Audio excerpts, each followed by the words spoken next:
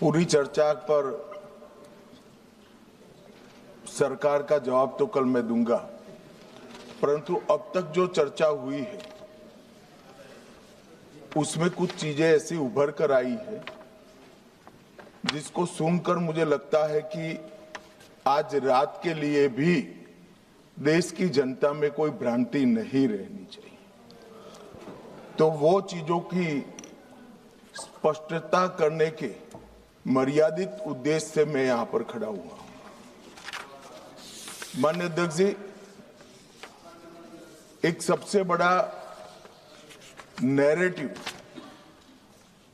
खड़ा किया जा रहा है, भ्रांति फैलाई जा रही है कि ये जो 3 विधेयक है, संविधान संशोधन विधेयक और 2 कानून, डिलिमिटेशन का और संघ क्षेत्र के चुनाव के कानून में बदलाव, वो आने से दक्षिण की क्षमता लोकसभा में बहुत कम हो जाएगी और हमारे दक्षिण के राज्यों को बहुत बड़ा नुकसान होगा।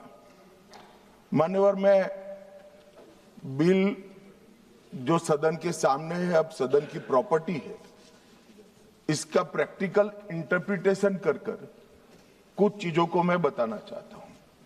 कर्नाटक राज्य में 543 के सदन में अभी 28 सीटें हैं और सदन की 543 सीटों की संख्या के 5.15% कर्नाटक के सांसद यहां पर आते हैं।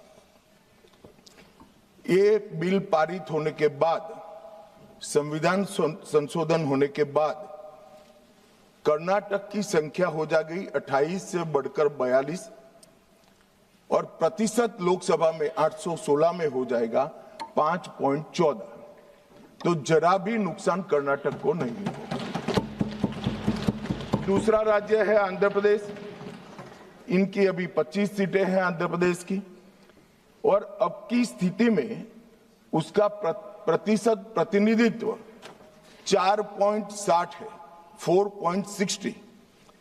अब इसमें भी 50% लगभग वृद्धि होगी, तो सीटें हो जाएगी 38 और 4.60 की जगह 4.65% उनकी शक्ति हो जाएगी। तेलंगाना में 17 सीटें हैं अभी और उनकी शक्ति 543 के सदन में प्रतिशत 3.13 है। अब उसमें 50% की वृद्धि होगी और सीटें हो जाएगी 26 और 3.13 की जगह 3.18% उनकी क्षमता। तमिलनाडु, इतने सारे लोग काले कपड़े पहनकर आए हैं, मैं तमिलनाडु की जनता को भी आश्वस्त करना चाहता हूं कि आपकी शक्ति कम नहीं होगी, बढ़ रही है। मान्यवर, अभी 39 सांसद तमिलनाडु राज्य से चुनकर यहां आते हैं और 543 के सदन में उसके प्रतिशत है 7.18% और अब 50% वृद्धि के बाद सांसद लगभग हो जाएंगे 59 और इनकी नए सदन में 816 के सदन में प्रतिशत में संख्या हो जाएगी 7.23। मैं फिर से एक बार रिपीट करना चाहता हूं, अभी तमिलनाडु की सदन में प्रतिशत स्ट्रेंथ 7.18% है, वो बढ़कर हो जाएगी 7.23। तो तमिलनाडु को भी कोई नुकसान नहीं। केरला में 20 सांसद हैं, 3.68% इनका स्ट्रेंथ है, 20 की जगह 30 सांसद होंगे और 3.68 की जगह होगा 3.67। अब कुल मिलाकर दक्षिण का जो पूरा नैरेटिव बनाया जाता है उसको अगर हम सोचते हैं तो अभी 543 सीटों में जो आपके द्वारा बनाया गया है उसमें 129 सांसद इस सदन में बैठते हैं। मान्यवर, लगभग 23.76% दक्षिण के सांसदों का यहाँ शक्ति है। अब 50% वृद्धि होने के बाद 129 की जगह 195 सांसद बैठेंगे और उनकी शक्ति 23.97% मतलब 24% होगी। तो शक्ति बढ़ नहीं रही है, कम नहीं हो रही है, बढ़ रही है। तो कृपया कोई भी एक मिनट मेरा समाप्त तो होने दीजिए, समाप्त तो होने दीजिए। अरे पर समाप्त तो होने दीजिए। अरे पर बीच में कैसे करेंगे आप? मैं अभी बैठ जाइए, उसका भी जवाब देता हूं। आपको जवाब चाहिए ना, देता हूं। मान्यवर, कृपया ये बिल के जो इंटरप्रिटेशन है इसको अधिकृत रूप से बिल को पायलट करने वाले मंत्री के रूप में मैं इस सदन के सामने रख रहा हूं। मैं मेरी जिम्मेदारी समझ रहा हूं।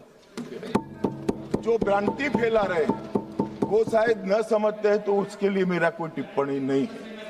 मान्यवर वेणुगोपाल जी कह रहे हैं कि किसने कहा? मैं अमित शाह भारत का गृह मंत्री कह रहा हूं, जो इस बिल को पायलट किया। दूसरी बात, सुनिए ना, बिल में कहां है और कहां से ड्रॉ कर मैं आंकड़े निकालता हूं। मैं कल उनको जब डिटेल जवाब दूंगा तब बता दूंगा, मगर वो सुनने के लिए बैठे वॉकआउट न कर जाए। बाकी मैं डिटेल केजी के बच्चे को समझ में आए इतनी सरलता से इनको मैं समझा दूंगा। उनको धैर्य से सुनना चाहिए। मान्यवर, इन्होंने कहा कि जाति जनगणना नहीं कराना चाहती है सरकार। इसको भी मुझे स्पष्ट कर देना चाहिए। सरकार की कैबिनेट ने नरेंद्र मोदी जी के नेतृत्व में जाति जनगणना करने का निर्णय कर लिया है। अगली जनगणना जाति जनगणना होने वाली। एक भ्रांति फैलाई जा रही है कि अभी जो प्रश्न पूछे जा रहे हैं उसमें जाति का जिक्र नहीं है। मान्यवर, जनगणना जिनका डिटेल अभ्यास है उनको मालूम होगा, जनगणना 2 हिस्सों में होती है। पहले सभी मकानों को इंगित किया जाता है और उसके बाद में जो बिल्डिंग्स होते हैं इसके अंदर रहने वाले बंदों को इंगित किया जाता है। तो बिल्डिंग की अभी तक कोई जाति की व्यवस्था हुई नहीं है, होगी तब इसको भी गिन लेंगे। अभी तक बिल्डिंग की कोई जाति व्यवस्था नहीं है। मान्यवर, जब व्यक्तियों की जाति गिनी जाएगी तब जाति जनगणना का सवाल आएगा। ये भी मैं आज पूरी तरह से स्पष्ट कर देना चाहता हूं। मान्यवर, उन्होंने कहा कि 850 का आंकड़ा कहां से आया, ये मैं समझाता हूं। 850 का जो आंकड़ा है मान्यवर, वो इस तरह से बना है कि काल्पनिक रूप से सोच ले कि 100 सीटें हैं। अगर 33% माताओं को, मातृशक्ति को आरक्षण देना है तो उसमें 50% बढ़ाते हैं तो सीटें होती है 150, और 150 जब होती है इसका 33% करते हैं तो 100 सीटें ऑटोमेटिकली हो जाती हैं। जो 543 सदस्य बैठे हैं इसमें 50% वृद्धि होगी। इसका 33% जब माताओं के लिए रिजर्व हो जाएगा तब 543 की 43 ओपन सीटें होगी जहां पर भी महिलाएं लड़ सकती। तो ये 50% इस तरह से आया है। और 850 है वो राउंड ऑफ फिगर है। 816 एग्जैक्ट संख्या होगी। ये फिर से पूछेंगे कि ऐसा क्यों किया है, तो अभी भी राउंड ऑफ फिगर जो है ये 543 नहीं है, 543 से ज्यादा ही है। अब उन्होंने कहा कि वृद्धि कैसे करोगे? आप 550 इतना तो समझ जाएंगे भाई। मैं केजी कहा तो तुम 7 अर्थ में केजी की तरह करने लगे। मान्यवर, इन्होंने कहा कि ये बिल में लिखा नहीं है। सांसद ज्योतिमणि और दक्षिण के कई सारे सांसदों ने कहा मेरा कल समय ले ले, मैं पढ़वा दूंगा। वैसे समय लेने की जरूरत भी नहीं है। कल मैं सदन के सामने ये डिटेल पूरा देश समझ पाए इस तरह से समझा दूंगा। मान्यवर, डीलिमिटेशन कमीशन का जिक्र आया कि डीलिमिटेशन कमीशन में आप आपके लोग बिठा दोगे, ये करोगे, वो करोगे। तो मैं माननीय सदस्य प्रियंका जी को कहना चाहता हूं, हमने डीलिमिटेशन कमीशन एक्ट के अंदर कोई बदलाव नहीं किया है। फुल स्टॉप कोमा में आपका डीलिमिटेशन कमीशन एक्ट को हमने रिपीट किया है। अगर आपने उस वक्त मैनिपुलेशन किया है तो मैं इतना कह सकता हूं, आप कह रही हो कि इससे मैनिपुलेशन होगा, तो आपने अगर उस वक्त ये एक्ट का उपयोग कर कर मैनिपुलेशन किया होगा तो मैं इतना कर सकता हूं कि हम नहीं करेंगे और मैं कुछ नहीं कह सकता। मान्यवर, एक वाक्य आया कि तमिलनाडु बंगाल में चुनाव हो रहे हैं और ये नया एक्ट आ गया। मान्यवर,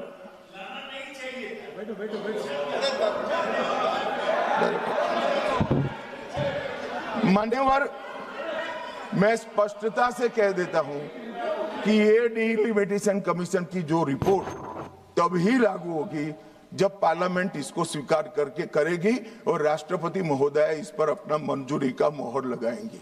तो ये 2029 के पहले होने का सवाल नहीं है। 29 तक भी जो चुनाव होंगे वो सारे पुरानी सीटों पर ही होंगे, पुरानी व्यवस्था में होंगे। तो अखिलेश जी को भी डरने की जरूरत नहीं है। यहाँ 27 की बात करें, यहाँ हालांकि वो जीतेंगे नहीं, ये वो अलग बात है, मगर डरने की जरूरत नहीं है। यहाँ पर कहा गया कि सत्ता बनाए रखने की लालसा में ला गया है। मान्यवर, ऐसा जो लोग कहते हैं कि कुछ नेता 130 करोड़ की आबादी के जनमत को मैनिपुलेट कर सकते हैं, वो हमारी शक्तियों के आकलन बहुत ज्यादा कर रहे हैं। हम तो उस बात में मानने वाले हैं, लोकतंत्र में सत्ता नागरिक के वोट से और नागरिक के दिमाग से ही तय होती है। राजनेता, राजनीतिक पार्टियां नहीं कर सकती। 130 करोड़ का जनमत कौन मैनिपुलेट कर सकता है ऐसा? और अगर कर पाते तो हम तो जीतते ही नहीं। आप सत्ता में बैठे थे, हम कैसे जीतते? मान्यवर, इमरजेंसी डालने के बाद भी जनमत मैनिपुलेट नहीं होता है, इस देश का इतिहास है। और जहां तक लोकतंत्र को खत्म करने की बात करी है, मैं भारतीय जनता पार्टी के कार्यकर्ता के नाते, इस सदन में एक सांसद के नाते कहता हूं, किसी की भी ताकत नहीं है इस देश से लोकतंत्र को खत्म करने की। जिन्होंने प्रयास किए हैं इमरजेंसी के वक्त, जनता ने उनको खत्म कर दिया था, लोकतंत्र को कुछ नहीं हुआ। और मान्यवर, लोकतंत्र इस तरह से खत्म नहीं हुआ।